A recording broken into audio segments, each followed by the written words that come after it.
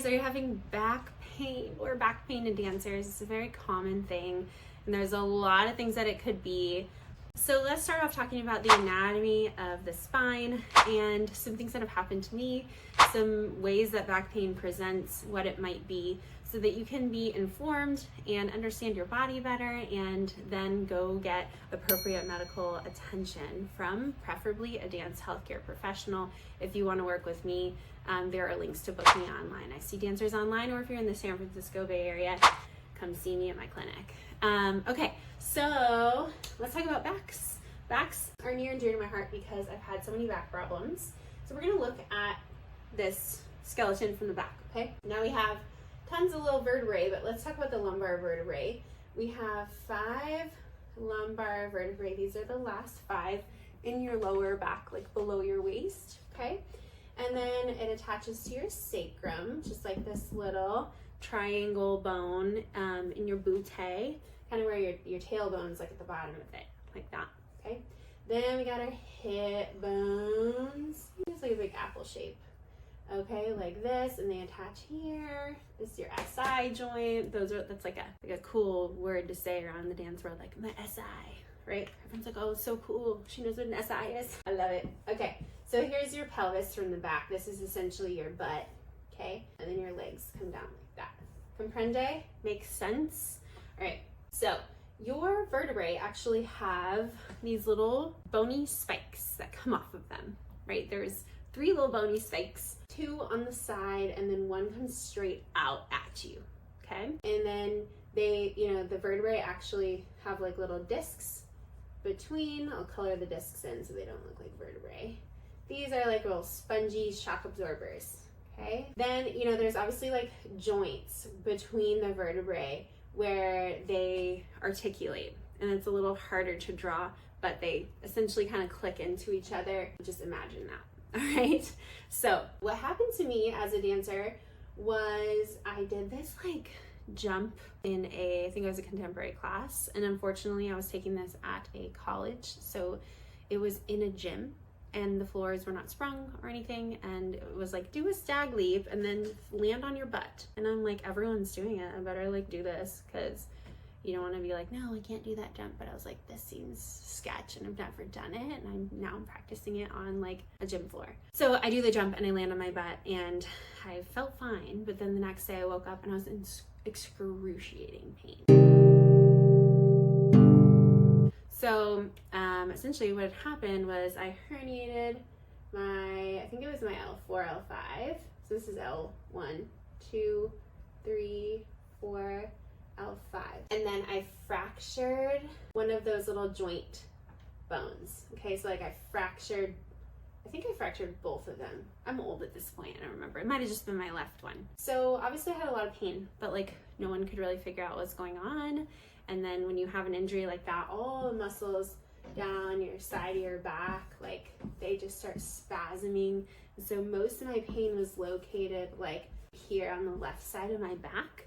Thankfully, I didn't have any nerve pain down the legs, because there are nerves that come out and go down your leg like that, and that can cause a lot of pain down the legs. I only had that like one time, but I just generally had like achy, painful issues in my low back, and I couldn't sit long enough to sit through like my high school classes. I was taking college classes in high school, dance classes at least. I couldn't sit to like do my homework. Like dancing felt fine, but then it hurt after dancing. And it just was so bad. I couldn't even lift my leg to get out of the car. I was like stuck. And my physical therapist, actually, bless his heart, came over to my house and worked on me 2 days in a row. And I felt so much better, but still like had this residual pain for years. And no one could really figure out what was going on. So in general, you'll know that like you have a fracture if you have very specific pointed pain in one area and it doesn't get better over time, and it generally will hurt when you do back bend. So you have more pain going backwards because it puts pressure on those little joints, okay? With the herniated disc, normally when you're like a young, healthy body, if you have a herniated disc, it feels better to back bend, right? Generally, this is how people present. Back bend feels better when they have a disc issue. So I had conflicting symptoms, because like both forward and back really hurt. Bending back hurt my fracture, and bending forward hurt my hernia. And so people are just like, I don't know what to do with you. It was so sad. And eventually I got imaging done and figured out what was going on, but actually people didn't really put two and two together. I was the one that like went through my old MRI results when I was going through physical therapy school and was like, oh, that's why. So that's why I became like really passionate about backs and hips, is because this is like all situations that I've had to deal with and were really painful for me. In these situations where you have multiple things going on, it can be harder to treat because it's harder to figure out like what's going on. So the best thing to do in this situation when you have pain going both ways, first, obviously we got to get the pain down, you got to get the inflammation down. We need to take necessary precautions to let the bone heal. Bones normally take about 10 weeks to heal. We need to manage like the cramping of the guarding is what we call it, of the muscles in the area.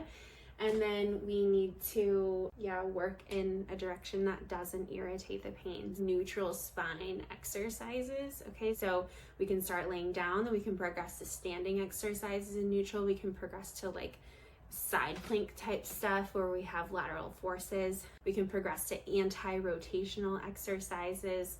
And this is what I do a lot with my dancers, because dancers generally have more pain with extension in general, because we're always doing back bends, we're always doing arabesques, we're doing like an abnormal amount of back bending, and so the fracture can be a really common injury in dancers, even if you don't like fall like I did, just from the repetitive overuse of extension. This can be really aggravating for dancers. So a lot of times we work in neutral to try to help like stabilize everything, get it calmed down, and then obviously we progress to strength and agility and power through ranges of motion, through flexion, extension, side bend, rotation.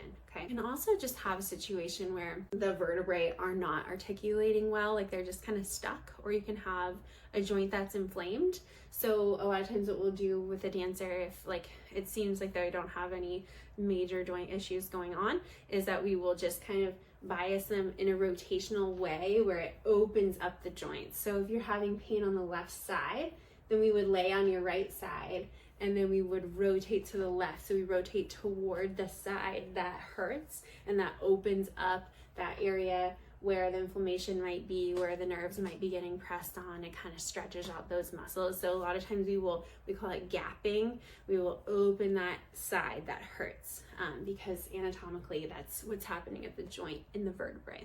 Okay, so I feel like this was sort of all over the place, but I hope that telling my story and explaining to you the anatomy and the possible things that could happen and the possible ways that we could treat it inspires you to get yourself checked out and to understand what's going on with you and make sure that you get to the bottom of the issue so that you're treating it correctly. And if you have any questions, you want any help, please reach out.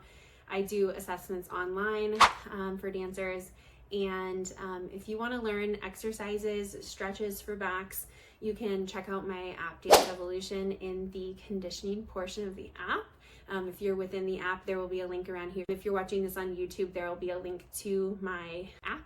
And if you're watching this on social media, there are links in my bio. All right, I hope this has been helpful. A brief overview of the anatomy of the back, some things that I've experienced, and what I do with dancers when they present with these issues. Let me know in the comments if there's anything else you want me to go over. Talk soon.